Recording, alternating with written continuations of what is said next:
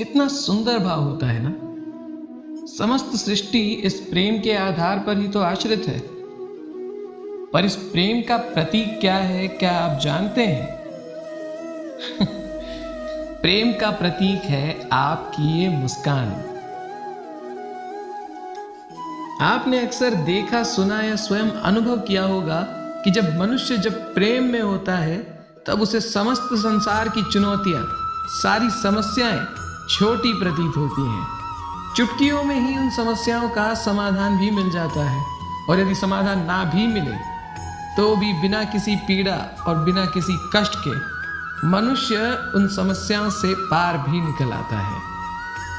परंतु क्या कभी आपने सोचा है कि हम ऐसा कैसे कर पाते हैं?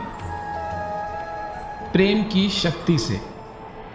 आपने सदा देखा या अनुभव किया होगा कि जब व्यक्ति किसी के प्रेम में होता है तो वो सदा मुस्कुराता है। ये मुस्कान ही हमारी सबसे बड़ी शक्ति है। आपने सुना होगा, एक मुस्कान समस्त संसार को परिवर्तित करने की शक्ति रखती है। परंतु आज के युग में ये मुस्कान बड़ी महंगी हो गई है। कोई भी किसी को मुस्कान नहीं देता, मेरा विश्वास कीजिए।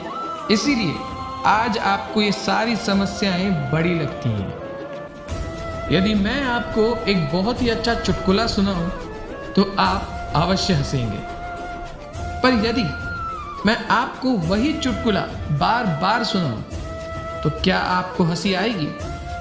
नहीं ना। तो समस्याओं के साथ विपरीत व्यवहार क्यों? एक ही समस्या पर बार बार रोना क्यों? क्या लाभ होगा इससे? चिंता और चिता एक समान होती है। चिता आपको एक बार जलाती है, परंतु चिंता आपको पल पल जलाती रहेगी।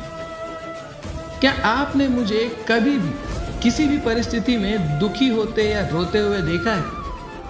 क्या मेरी रोती हुई छवि को आपने कहीं देखा है? नहीं ना।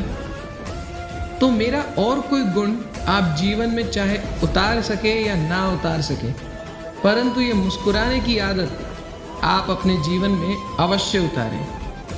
आप सच में अपने जीवन में परिवर्तन अनुभव करेंगे। चलिए, जाते जाते एक और महत्वपूर्ण बात। आशा है कि आपको मुझसे इस एक सप्ताह में कुछ ना कुछ सकारात्मकता अवश्य मिली होगी। महाभारत के विषय में तो आप सभी जानते होंगे, और कई लोग तो संपूर्ण महाभारत भी जानते होंगे। तो उपहार के रूप में मैं कल आपको बताऊंगा महाभारत का एक अद्भुत और अनसुना किस्सा। तब तक के लिए अपने मन को प्रसन्न रखते हुए जपते रहिए। राधे राधे।